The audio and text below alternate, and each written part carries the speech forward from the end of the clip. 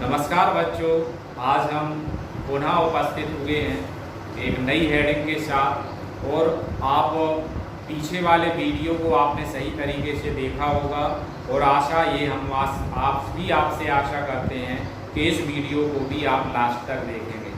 Physics का paper आपको बहुत सरल होता है, लेकिन आप लोगों की इसी गलतियों की वजह से वो पेपर आप अपने आप में कठिन बना देते हैं। बल्कि फिजिक्स जैसा सरल सब्जेक्ट और कोई सब्जेक्ट नहीं होता है। यदि हम इसके सूत्रों को ध्यान रखेंगे और इसकी परिभाषाओं को ध्यान रखेंगे तो वह फिजिक्स आपको उस चैप्टर से जितना भी आपको पॉइंट आएंगे वो सब समझ में आ जाएंगे। तो आज हम देखते हैं नई हेडिंग, लेंसों में रेखीय आवर्धन, लीनियर मैग्निफिकेशन इन लेंसेज। परिभाषा आपकी ये रहती है कि किसी जैसे वस्तु है, वस्तु का प्रतिबिंब का मतलब है उसकी आकृति दोबारा से बनना, तो वो उसका प्रतिबिंब कहलाता है। तो लेंस द्वारा बने किसी वस्तु के प्रतिबिंब की लंबाई तथा वस्तु की लंबाई के अनुपात को रेखीय आवर्धन कहते हैं। इसे स्मॉल m से प्रदर्शित करते हैं और सूत्र आपका बन जाता है रेखीय आवर्धन बराबर प्रतिबिंब की लंबाई अपॉन वस्तु की लंबाई बराबर I अपॉन O। I क्यों लिखा गया है? क्योंकि वस्तु के प्रतिबिंब को हम इमेज कहते हैं, तो इमेज का पहला वर्ड क्या आया है? I। और वस्तु को हम ऑब्जेक्ट कहते हैं, तो इसलिए वस्तु की लंबाई के लिए हमने O का प्रयोग किया है बराबर प्रतिबिंब की दूरी और वस्तु की दूरी। ये आपका सूत्र क्या बन गया? M बराबर I अपॉन O बराबर V अपॉन U।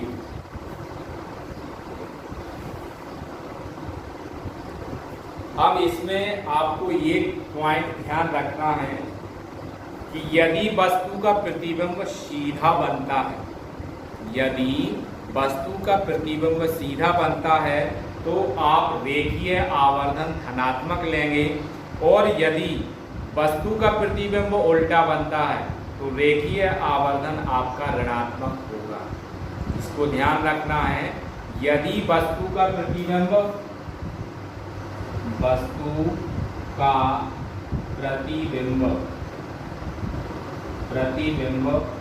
सीधा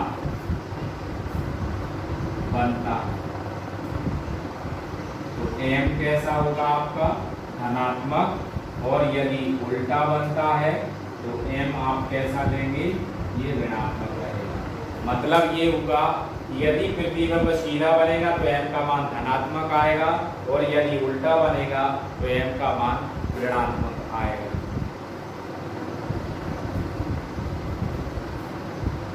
अब हम उसी चैप्टर को आगे बढ़ाते हैं और उसमें एक नई परिभाषा के साथ आगे बढ़ते हैं।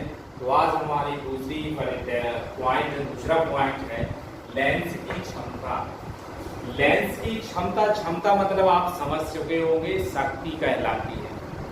तो यदि कोई लेंस अपनी प्रकाश की किरणों को मुख्य अक्ष की ओर मोड़ेगा या मुख्य अक्ष से दूर करेगा, यही उसकी घटना आपकी लेंस की क्षमता कहलाती है। तो पहले हम परिभाषा को समझते हैं और क्या कंडीशन बनती है वो देखते हैं। पहले आपकी क्या है? लेंस की क्षमता, पावर ऑफ अ लेंस। उत्तल लेंस आपतित किरणों को अक्ष की ओर तथा अवतल लेंस आपतित किरणों को अक्ष से दूर मोड़ता है। इस प्रकार लेंस का कार्य आपतित प्रकाश की किरणों को मोड़ना है। अब उसकी परिभाषा आपकी क्या है? किसी लेंस की क्षमता की माप उसके द्वारा आपतित किरणों को मुख्य अक्ष की ओर मोड़ने से की जाती है। तो यहाँ हम सूत्र क्या पढ़ेंगे? लेंस की क्षमता, लेंस की क्षमता बराबर क्या हो जाएगी? 1 अपॉन फोकस दूरी। ये आपकी किस में रहेगी? मीटर। बराबर, इसी को हम नीचे लेंस की क्षमता को P से प्रदर्शित करते हैं, फोकस दूरी को F से प्रदर्शित करते हैं, तो F मीटर हो गया। बराबर में यदि आप F सेंटीमीटर में लेते हैं तो ये सेंटीमीटर में रहेगी, और इसका मात्रक क्या होगा, डायोप्टर। मात्रक क्या रहेगा इसका, डायोप्टर। तो आपको ये भी समझ में आ गया होगा कि सूत्र हमारा क्या निकलता है, P बराबर 1/F। दूसरे रूप में हम ये कह सकते हैं कि लेंस को यदि आप लेंस की क्षमता यदि आप सेंटीमीटर में, फोकस दूरी सेंटीमीटर में रहेगी, तो आप यहाँ पे 1 की जगह कितना कर देंगे, 100 कर देंगे। अब इसमें आपको एक और पॉइंट ध्यान रखना है कि जो लेंस की किरणों को जितना अधिक मोड़ता है, जो लेंस प्रकाश की किरणों को जितना अधिक मोड़ने का प्रयास करता है, उस लेंस की क्षमता उतनी ही अधिक होती है। दूसरा पॉइंट हम ये समझ सकते हैं कि यदि किसी लेंस की फोकस दूरी अधिक होगी तो उसकी क्षमता कम होगी, और जिस लेंस की फोकस दूरी कम होगी उसकी क्षमता उतनी ही ज़्यादा अधिक होगी। इसको हम दूसरे रूप में, इसका एसआई पद्धति का मात्रक आपको हमने डायोप्टर लिख ही दिया है। दूसरे रूप में हम ये कह सकते हैं कि यदि F बराबर यदि हम 1 मीटर लेते हैं, यदि F बराबर 1 मीटर हो, तब आपका P बराबर कितना आ जाएगा, 1/1 बराबर 1 डायोप्टर। तो यहाँ हम यदि परिभाषा लिखना चाहते हैं, अतः एक डायोप्टर, अब आपकी ये परिभाषा बनेगी, एक डायोप्टर उस लेंस की क्षमता है, एक डायोप्टर उस लेंस की क्षमता है जिसकी फोकस दूरी 1 मीटर है। एक डायोप्टर उस लेंस की क्षमता है जिसकी फोकस दूरी 1 मीटर। तो आपको क्षमता के बारे में समझ में आ गया होगा। अब इसके बाद हम नेक्स्ट हेडिंग पढ़ते हैं। आपकी हेडिंग है लेंसों की पहचान, detection of lenses. Detection of lenses मतलब लेंसों की पहचान आप किस प्रकार करेंगे, आप कैसे पता करेंगे कि कौन सा लेंस उत्तल है और कौन सा अवतल है। तो आइए हम समझते हैं।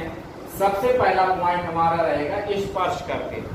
जैसे कि आप किसी लेंस को जब स्पर्श करेंगे तो उसमें स्पर्श करने से आपको मालूम हो जाएगा, यदि कोई लेंस किनारों पर पतला हो, यदि कोई लेंस किनारों पर पतला हो और मध्य में मोटा हो तो उसे हम उत्तल लेंस कहते हैं, और यदि लेंस किनारों पर मोटा हो और मध्य में पतला हो तो उसे हम अवतल लेंस कहते हैं। तो पहला पॉइंट हमारा क्लियर होगा स्पर्श करके। दूसरा पॉइंट आपका क्या है, प्रतिबिंब की पहचान करके। प्रतिबिंब की पहचान करके आप कैसे देखेंगे, यदि अक्षर सीधे व बड़े दिखाई देते हैं तो लेंस, यदि अक्षर सीधे व बड़े दिखाई देते हैं तथा लगातार ऊपर उठने पर वह उल्टे दिखाई देने लगते। आपको ये ध्यान रखना है कि यदि कोई लेंस रखा है और यदि आप वह अक्षर सीधे व बड़े दिखाई दे रहे हैं और ऊपर उठाने पर वह उल्टे दिखाई देने लगे तो वह उत्तल लेंस है।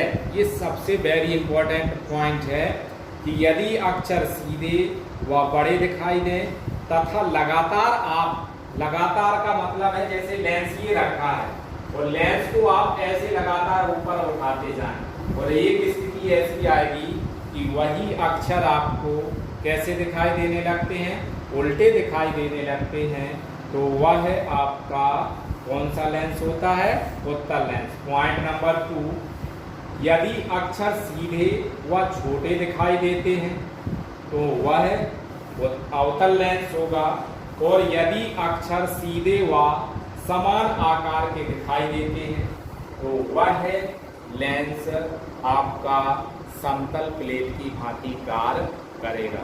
तो ये 3 पॉइंट किसके आधार पे है, प्रतिबिंब के आधार पे।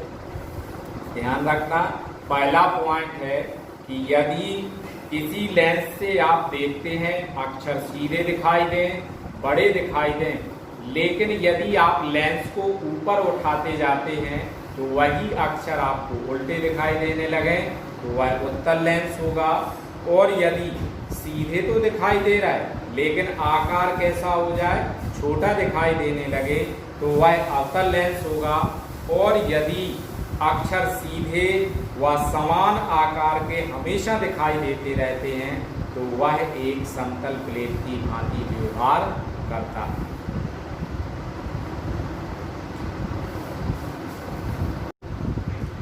आगे हम अब लेंसों से संबंधित अगला पॉइंट देखते हैं। लेंसों के उपयोग, सबसे पहले हम उत्तल लेंस के पढ़ेंगे, फिर अवतल लेंस के पढ़ेंगे। सबसे पहले देखते हैं उत्तल लेंस। सबसे पहला पॉइंट है आपका आवर्धन कांच की भांति। उत्तल लेंस का उपयोग हम